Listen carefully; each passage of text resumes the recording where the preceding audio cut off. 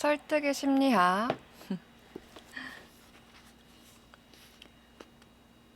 어제 참 언뜻 보지 않아도 터무니없고 괴상한 관습에 대해서 얘기를 했었었죠. 그러나 좀 더 살펴보면 어쩌고저쩌고 반전의 내용이 있을 것 같은 것을 뒤로하고 목이 아파서 그만뒀었는데요. 오늘도 한 20분가량 낭독을 해볼 예정입니다. 자, 그러나 좀 더 살펴보면 미국 대학교의 사교 클럽, 가로 열고 그리스어로 형제애를 뜻하는 오랜 전통의 사교 모임으로 가입 조건이 까다롭고 대부분의 회원들이 전용 기숙사에서 공동체 생활을 한다라고 합니다. 사교 클럽 등에서 흔히 이뤄지는 입회 의식과 기본 원리는 물론 세부 사항까지 놀랄 만큼 일치하는 것을 알 수 있다. 미국 대학교의 전통 행사인 지옥주간 동안 사교 클럽 예비 회원들은 선배들이 부과하는 다양한 활동에서 체력과 정신력, 수치심의 한계를 평가받는다. 일주일 동안 모든 시련을 통과한 후보만 정식 회원으로 인정받는다. 그런 시련을 겪고 나면 보통 지독한 피로와 탈진을 경험하는데 훨씬 심각한 부정적인 결과로 이어지는 경우도 있다.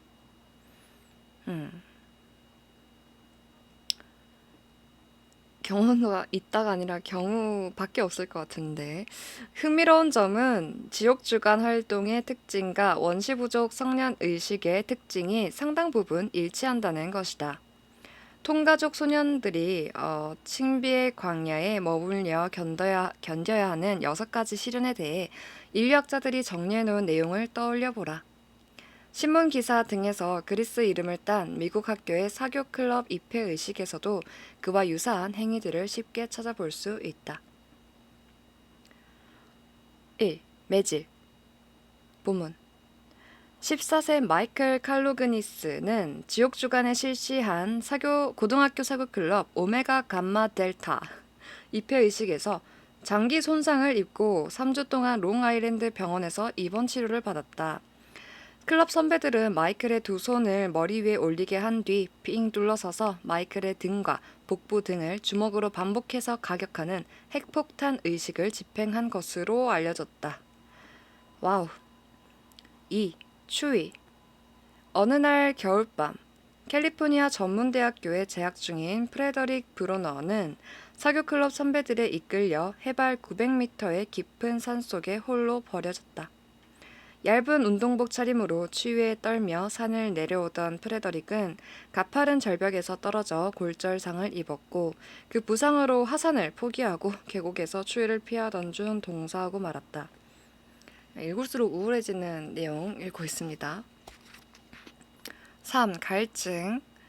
지옥주간 동안 예비 회원들은 클럽 식당에 기어들어와야 한다는 규칙을 위반한 이걸 또 기어들어와야 한대. 수치심을 굉장히 주시네. 위반한 오하이오 주립대학교 신입생 2명이 클럽 기숙사 지하 감옥에 수감됐다. 이틀 동안 소금기 있는 음식물만 제공됐으며 자기 소변을 받아 마실 수 있는 플라스틱 컵 2개 외에 어떤 음료도 제공되지 않았다. 제가 이거 책을 읽는 이유가 좀 정서적으로 안정을 취하고 조금 정적인 재미를 얻기 위해서 읽어 나가려고 했던 건데요. 제가 이걸 계속 읽어야 할까요? 읽어야 하겠죠? 기다리는 분이 계시니까요. 4. 혐오식품. 서던 캘리포니아 대학교 내부의 카파 시그마 사교클럽 기숙사에 모여있던 11명의 예비 회원들은 눈앞에 펼쳐진 역겨운 장면에 기겁했다. 개당 100g이 넘는 생간 덩어리 11개가 쟁반에 담겨 있었던 것이다. 예비 회원들은 두껍게 잘라 오일에 재워놓은 생간을 통째로 삼켜야 했다. 오히려 생간은 괜찮은데 생간 먹을 수 있을 것 같아. 리처드 드한슨은 구역질과 기침을 반복하며 3차례 시도했지만 도저히 자기 몫을 삼킬 수 없었다. 마침내 죽기 살기로 오일에 재운 생간 덩어리를 억지로 목구멍에 밀어넣는 순간 목이 막히면서 질식사하고 말았다. 먹을 만한 음식이 아닌 것 같습니다. 5. 처벌. 위스콘신 주에서는 모든 신입 회원이 반드시 암기해야 하는 의식용 주문 일부를 잊어버린 한 예비 회원이 처벌을 받았다. 예비 회원이 접이자 뒷자리 밑에 두 발을 넣고 있는 동안 클럽에서 제일 뚱뚱한 선배가 그 의자에 앉아 맥주를 마셨다. 벌을 받는 동안 비명을 꾹 참고 있었던 예비 회원은 결국 양발 모두 골절상을 입었다. 모든 엔딩이 차마 헛웃음도 안 나올 정도의 엔딩으로 치닫고 있네요. 6. 살해 위협. 제타 베타 타우 석유클럽의 한 예비 회원은 뉴저지 근방의 해변에서 자기 무덤을 파라는 명령을 받았다. 명령에 따라 자기가 판 무덤에 눕는 순간 옆에 쌓아둔 모래가 무너져 내렸고 그가 거의 질식사하기 직전에 선배들이 구출했다. 자, 사교클럽도 만만치 않네요. 입회의식이. 원시 부족의 성년의식과 사교클럽의 입회의식 사이에 두드러진 유사점이 또 하나 있다. 절대 사라지지 않는다는 점이다. 이런 의식은 잔인한 관습을 폐지하려는 모든 시도에 맞서 경이로운 생존력을 보여준다. 식민지 정부나 대학 당국 등에서 위험하고 수치스러운 인문의식을 포기하라고 각 집단에 위협, 협박, 법적 제재, 회유, 금지 등 온갖 방법을 시도해봤지만 아무 소용이 없었다. 관계 당국의 감시가 있을 때는 뭔가 변한 듯 보이지만 형식만 변할 뿐 사실은 더 은밀한 환경에서 더욱 가혹한 행위가 이뤄진다. 그리고 억압이 사라지면 바로 표면화된다. 일부 대학 당국은 위험한 행위를 금지하기 위해 직접 입회 의식을 감독하거나 너무 지독해서 이제 감독도 지독이라고 있네요. 감독하거나 지옥 주간을 사회봉사하는 봉사 주간으로 대체하려 애써보기도 했다. 사교 클럽들은 이 시도를 피할 수 없자 즉시 물리적인 저항을 시작했다. 리처드 스완슨의 질식사고가 벌어졌던 서던 캘리포니아 대학교의 경우 모든 입회의식은 학교의 검열을 거친 뒤 반드시 감독관 입회 아래 실시해야 한다는 새로운 규칙을 제정했다. 그러나 어느 잡지 보도에 따르면 새로운 규칙은 격렬한 폭동을 일으켜 시 경찰과 소방대 투입을 고려해야 할 정도였다고 한다. 수많은 대학들은 어쩔 수 없다는 이유로 저속한 지옥주간을 폐지하려는 시도조차 하지 않았다. 호된 신고식이 인간의 보편적인 행동이라면 그리고 모든 증거가 그 결론을 뒷받침하고 있다면 그것을 효과적으로 금지하는 것은 불가능하다. 공개적인 시행을 금지하면 음성화될 것이다. 섹스를 금지할 수 없고 음주를 막을 수도 없으시 신고식도 금지할 수 없을 것이다 라고 밝히면서 말이다. 이런 이유가 뭘까요? 아무래도 추측을 하건대 선배들이 나는 이걸 겪었는데 너는 안 겪는다고? 뭐 이런 마인드가 아닐까. 그런 아주 씁쓸하고 악랄한 마인드가 아닐까. 그래서 계속 유지되어 오는 것이 아닐까 추측을 해봅니다. 하지만 다른 이유가 있을지. 도대체 신고식의 어떤 점이 그렇게 사회에 필요할까? 왜 각 집단은 위험하고 수치스러운 입회의식을 금지하려는 모든 시도에 그토록 격렬히 저항할까? 어떤 사람들은 그런 집단 자체가 다른 사람을 괴롭히고 망신 주는 데서 쾌감을 느끼는 심리적, 사회적 문제아들로 구성되어 있다고 주장한다. 그러나 그런 주장을 뒷받침할 증거는 전혀 없다. 이거 자체가 증거 아닌가요? 사교 클럽 회원들의 성격 연구 결과에 따르면 오히려 심리적인 면에서 다른 대학생들보다 약간 더 건강한 것으로 밝혀졌다. 또한 사교 클럽 회원들은 공익을 위한 시민 활동에도 적극 참여하는 것으로 알려져 있다. 이거는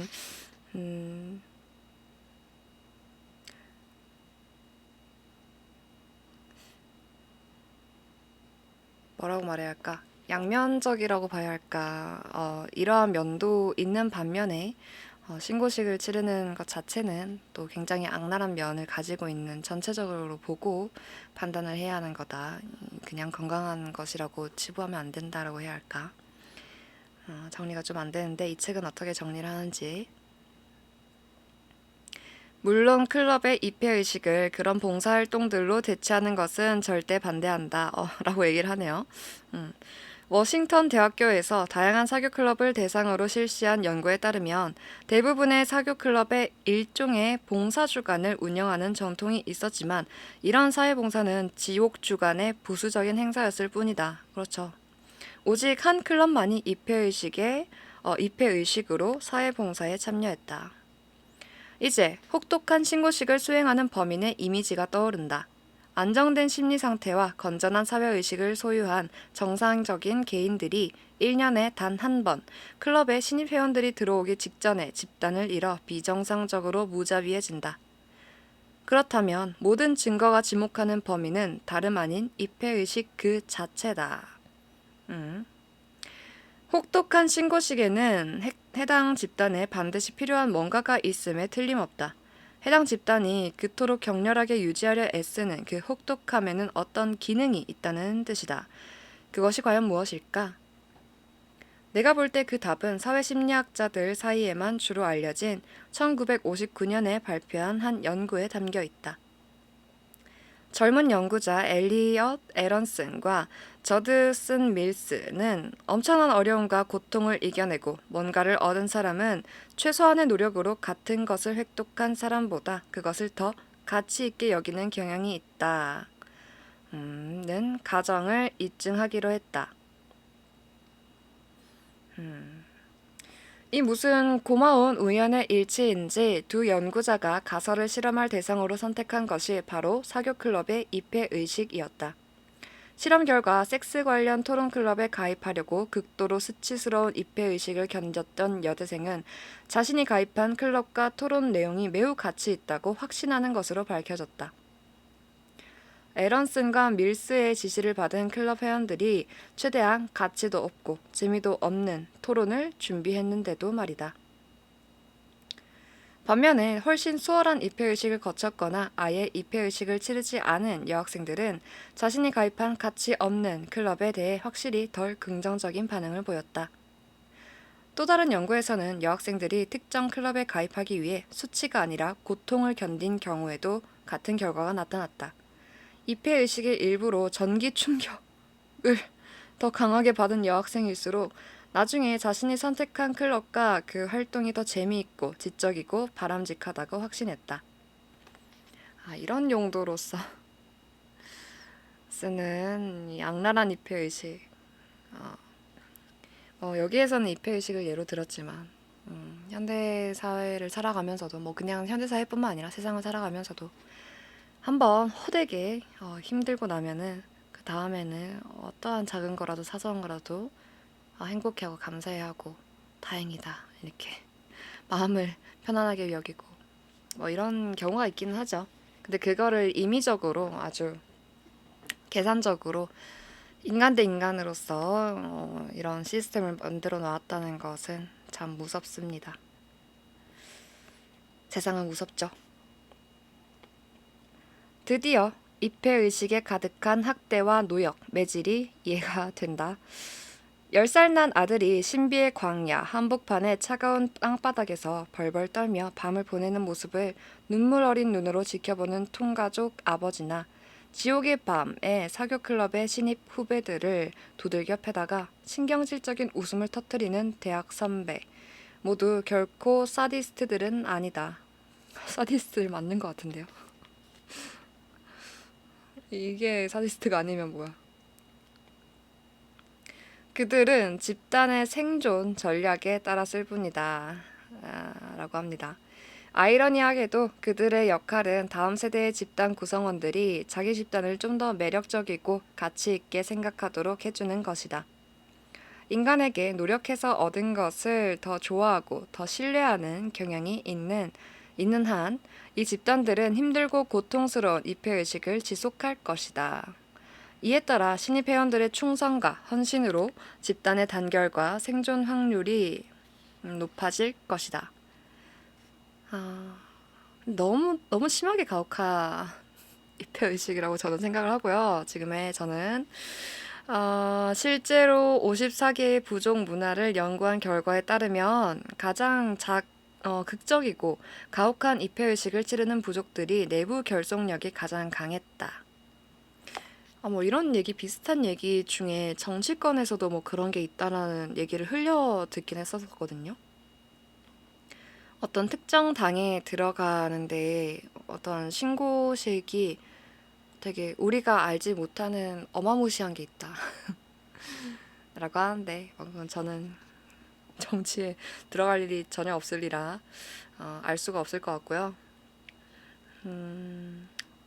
어쨌든 어떠한 그룹에 굉장히 헌신을 베풀어야 하고 내부 결속력을 강화해야 하고 이러한 목적이 있다면은 그 도구로서 의식이라는 것을 활용을 하는 것 같습니다.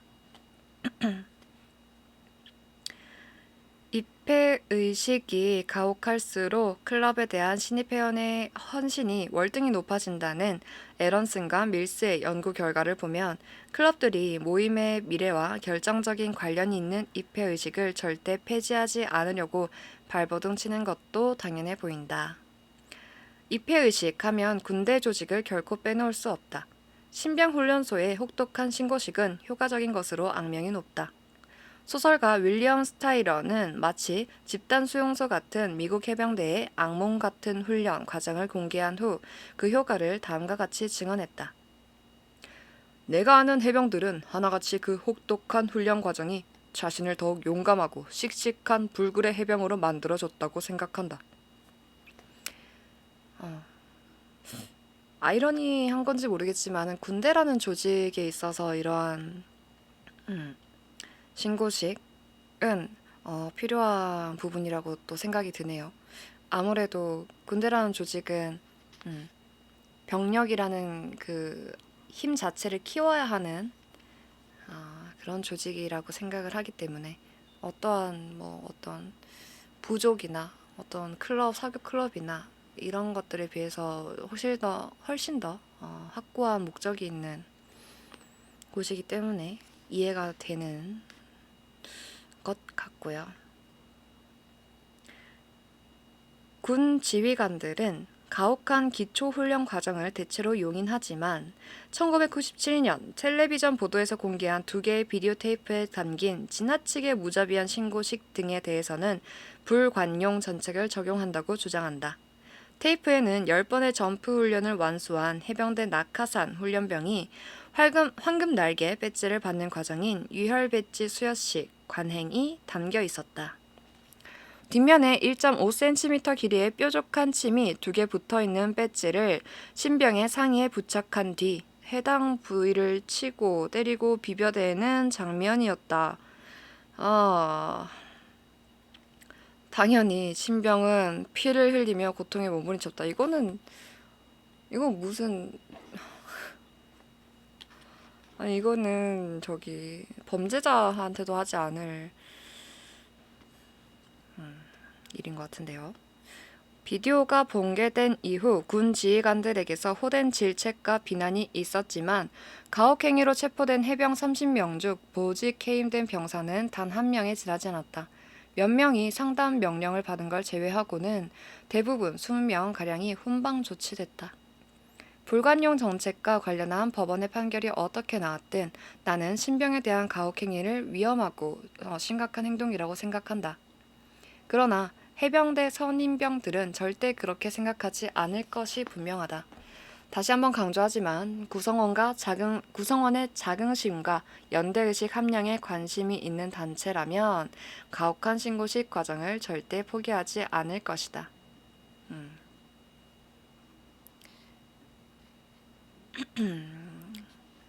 다음으로 이제 내적 선택이라는 소제목으로 다시 우리가 얘기 나눴던 중국 공산당의 세뇌 작업과